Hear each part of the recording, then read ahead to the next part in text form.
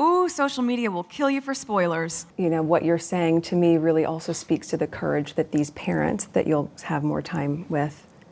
They called it the wedding of the century. But was it really a fairy tale? A royal photographer claims there's a side to Harry and Meghan's big day that the world never saw. Rumors of chaos, drama, and hidden tension. Stick around and don't forget to subscribe for more royal secrets. When the world tuned in to watch Prince Harry and Meghan Markle's wedding, it looked like a dream. The glowing bride, the red carpet guest list, the castle backdrop, it all seemed perfect. But according to one man who knows the royal family inside and out, what happened behind the cameras was a completely different story. This wasn't the fairy tale people imagined. For some who were there, the day was nothing short of uncomfortable, awkward, and downright frustrating. And one royal photographer, Arthur Edwards, who has been capturing the monarchy for decades, says it was the most difficult royal event he had ever covered. Imagine that. After years of traveling the world with King Charles, after attending countless weddings, ceremonies, and jubilees, this day stands out as the worst. But why? What could have possibly gone so wrong at an event the world celebrated as the wedding of the century? Stay with me, because the details you're about to hear will make you rethink everything you thought you knew about that day. Arthur Edwards had seen it all. He had been at weddings that ran like clockwork, William and Kate's, Charles and Diana's, and so many more. But when he arrived at Harry and Meghan's big day, things immediately felt off. As a seasoned photographer, Arthur was used to being in the right place at the right time. But this time, no matter how close he stood, he couldn't capture the perfect moment. He was just a few feet away, yet somehow shut out from the action. When the carriage carrying the bride and groom rolled past, he raised his camera, ready to capture that iconic shot. But instead, the couple turned their heads the other way. That single move, intentional or not, ruined what could have been the defining picture of the day. For Arthur, this wasn't just frustrating, it was humiliating. He had built his career on photographing moments like these, yet here he was, unable to deliver the images the press expected. And deep down, he suspected this wasn't an accident. It felt personal, almost as if Harry was determined to make his job impossible. But why would he do that? The answer, as Arthur later revealed, goes far deeper than a missed photograph. To understand what was really happening, you have to rewind a little. During Harry and Meghan's engagement, the media coverage was intense. Some stories painted Meghan in a harsh light, and Harry, known for his complicated relationship with the press, took it personally. Arthur believes this anger spilled into the wedding itself. On what should have been one of the happiest days of his life, Harry couldn't let go of his resentment toward photographers and the press. Instead of smiling for the cameras, he avoided them at every opportunity. Imagine being tasked with capturing the joy of a wedding, only to find the groom deliberately turning away from you. For Arthur, it was more than just a professional challenge, it felt like a punishment. He later admitted that not a single one of his photos from that day made it into print. That's almost unheard of for a royal wedding, and it set the tone for what he would later describe as a day full of chaos and disappointment. And as bad as that was, it was only the beginning. Because beyond Harry's anger, the entire event seemed to unravel behind the scenes. From the outside, Windsor Castle sparkled. The horse-drawn carriages, the elegant gowns, the pageantry, it was everything people expected from a royal wedding. But for those in attendance, the reality was far less glamorous. The heat that day was relentless. Guests dressed in elaborate outfits found themselves sweating under the scorching sun with nowhere to hide. There was no shade, no relief, and no way to escape the uncomfortable conditions. Celebrities and royals alike resorted to fanning themselves with programs, desperate for a breeze. Arthur, dressed in a heavy suit meant for tradition, not for summer, could barely focus on his job. The longer he stood in the blazing sun, the more he wished he were anywhere else. Instead of a joyous celebration, the wedding felt like a test of endurance. But even the heat wasn't the worst part. As Arthur looked around, he realized that this event, billed as the most beautiful royal wedding in decades, was starting to resemble something closer to chaos than celebration. And the next surprise came when the food arrived. Guests expecting a royal feast were in for a shock. Instead of a banquet worthy of the monarchy, they were served tiny canapes, finger foods so small that they left people hungrier than before. For an event of this scale, with celebrities and dignitaries in attendance, the spread felt underwhelming, even insulting. Some guests joked they would have been better off staying home and eating a proper meal. The glamour of the occasion couldn't disguise the fact that the food simply didn't measure up. And then came the seating arrangements. For many, this was the final straw. High-ranking royals, individuals who had devoted their lives to service, found themselves placed at the back of the venue. Meanwhile, lesser royals and newer figures enjoyed prime seating at the front. Arthur himself found his view blocked, joking afterward that it felt like he was watching the ceremony through a GPS screen rather than in person.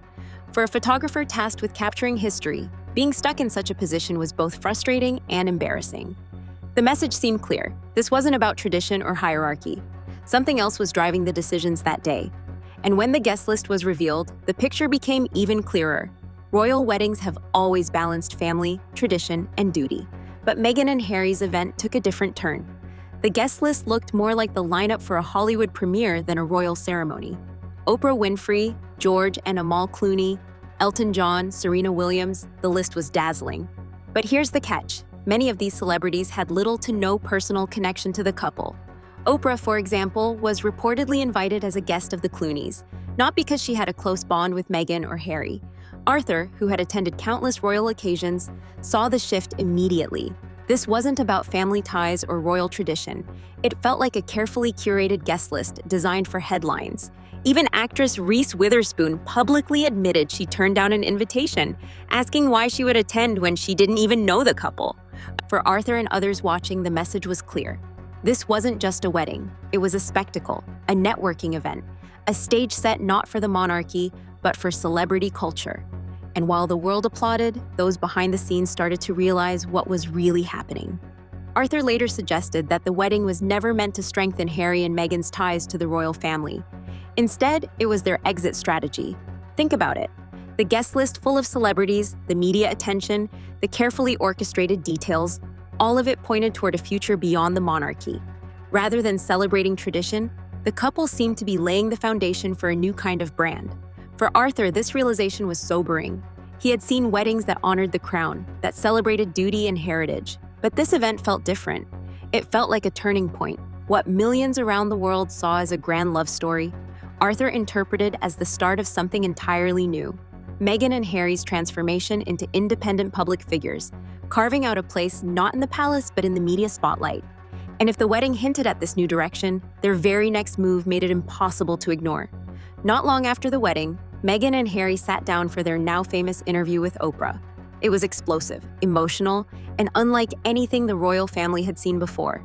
Arthur, however, was less impressed. From his perspective, the interview was one-sided and unfair. He believed that much of the conversation painted the royals in a deeply negative light, without giving them the chance to defend themselves. Imagine being the Queen or Prince Charles, sitting at home, hearing accusations broadcast around the world. For Arthur, it was heartbreaking. He knew the royal family valued privacy and discretion, and here was a public airing of grievances that cut deep. If the wedding had symbolized a break, the Oprah interview confirmed it. Meghan and Harry were no longer just royals. They were independent voices, unafraid to challenge the monarchy itself. But the consequences went far beyond interviews and headlines. Their choices began to reshape not only their own lives, but their children's as well. Over time, the distance between Meghan, Harry, and the rest of the royal family only grew. One of the most painful aspects, according to Arthur, was the effect on the children. Archie and Lilibet, their two young kids, were kept away from cousins, aunts, uncles, and even grandparents. On the surface, the couple insisted this was about privacy and protection. But for Arthur, it was deeply sad.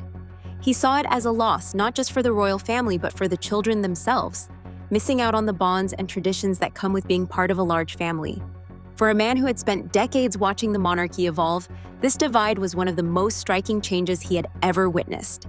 It wasn't just a personal choice. It symbolized the widening gap between Harry and Meghan's new world and the traditions they left behind. And when Harry returned to London for official events, his decisions showed just how determined he was to keep that separation.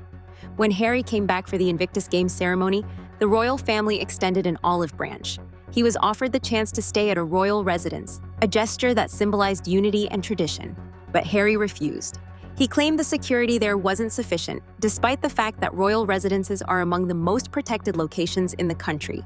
Instead, he chose to stay at a luxury hotel where he could control his own security arrangements. Arthur viewed this as more than just a safety choice. To him, it was symbolic. By refusing the palace, Harry was sending a clear message. He was no longer part of that world. He was carving his own path, even if it meant rejecting the very family that had defined his life. It was another reminder that the wedding, the interviews, the decisions, all of it pointed to a new identity. Harry and Meghan weren't just stepping away. They were creating something entirely different. Looking back, Arthur Edwards didn't see Meghan and Harry's wedding as a fairy tale. He saw it as a turning point, a moment that marked the end of one chapter and the beginning of another. The chaos, the heat, the awkward seating, the celebrity guest list, the strained interactions, all of it painted a picture of a wedding that was less about tradition and more about reinvention. For Arthur, it was clear. This wasn't just about two people getting married. It was about launching a brand, creating headlines, and ensuring relevance in a world beyond the royal palace. What millions thought was the wedding of the century was, in his eyes, the birth of something far more calculated. And whether you see that as ambition, independence, or betrayal, it remains one of the most talked about royal events in history. Drop your thoughts in the comments. I'd love to hear your perspective. Do you see it as the beginning of their freedom or the downfall of royal tradition?